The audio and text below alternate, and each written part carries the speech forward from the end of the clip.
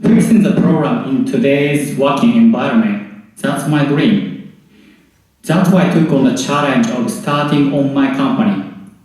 Right now, I'm developing a system for fair performance evaluation and effective management. My goal is to create a product that becomes essential to both people and workplaces, and to become the global number one in that market. One day, I took part in a volunteer activity where I read English picture books to children.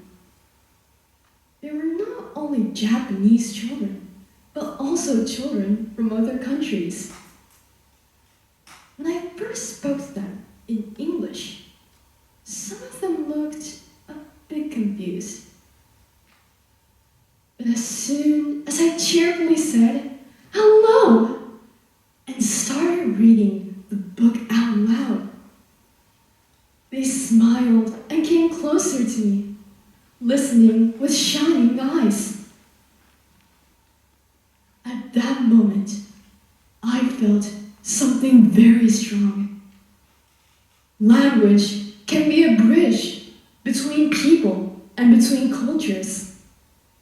And the power to build that bridge is what studying gives us. I have 3 reasons why baking is a perfect hobby for city dwellers. 1. Optimal concentration. One of the great things about baking is that it demands your full attention. The process is surprisingly simple, but a tiny bit water or temperature can completely change the bread. Unlike any other cooking, you have to be super precise. But that's a good thing. A little bit of concentration is a great way to relieve stress.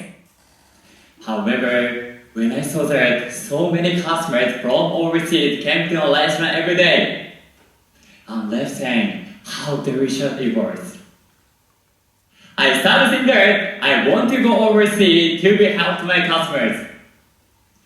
Also, I'm anxious and scared. I decided to go overseas and deliver sushi to more customers. The third thing is to take action. In order to work overseas, I have been studying English every day from 7:30 and practice how to play fish.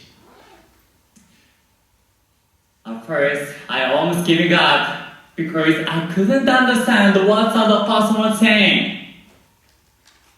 But I gradually get used to English, and now I don't have any trouble with everyday conversations. It used to take a long time to fry from fish, but now I can do it in a short amount of time. I will take a big step by taking the passport and going overseas in the future.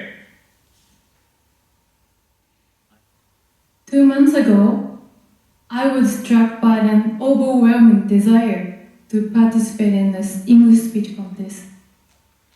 My research revealed that the opportunity for English speech contests are surprisingly limited in Japan. Therefore, I am very honored to have discovered this contest and stand before you today. Thanks to Christian House English School and to all of you for being here today. So, why did I want to participate in the speech contest? The reason is that I have a dream of someday speaking on the TED Talk stage. As many of you know, TED Talk showcase experts who present their groundbreaking research and insight with global audiences. I'm always deeply moved by their presentation. Having worked for 6 years, my job frequently required me to give presentation and explain documents to my supervisors. Through these experiences, I've come to truly appreciate just how much time TED speakers must invest in their preparation, the way they balance their demanding work schedule while creating documents and preparing presentation.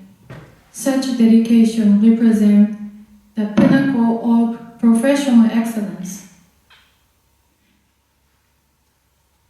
Even in Japan, the tide is beginning to turn.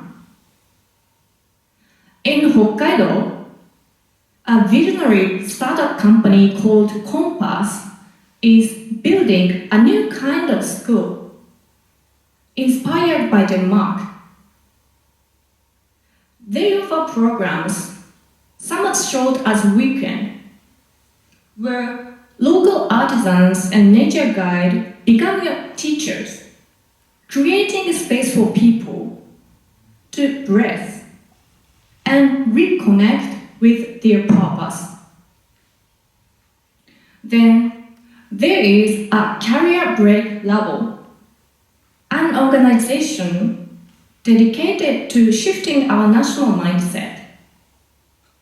Through research and vibrant community called Unemployment University, they are championing a new story. They remind us that every break, whether for learning or for loving, for hearing or for helping, holds its own profound value. And in India, I took a boat ride on the Ganges River, which means Ganges Gao in Japanese. And it was late in the afternoon, and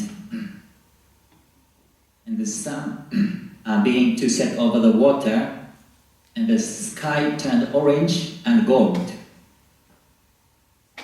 And I could see many people peacefully finishing their day, like some are praying and some are just relaxing by the river, and others were just watching the sunset in silence.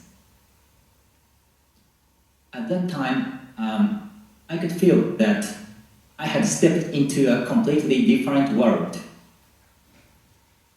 One filled with tradition, spirituality, and a deep connection to nature and history. Through my experience with cancer, I think most important thing is being optimistic when you come across a hard situation. For example, I couldn't eat for a very long time, so I always feel happy when I can eat food. I couldn't have my own child because my period stopped, but I can go to a pool and the beach anytime. Like that, everything has good and bad side. If we focus on good side, we don't worry about bad side so much. So if anyone faces a serious situation, never give up. We wouldn't recognize darkness without light. So there is always light, even in dark places. So I hope my experience is helpful for you. That's all. Thank you for listening.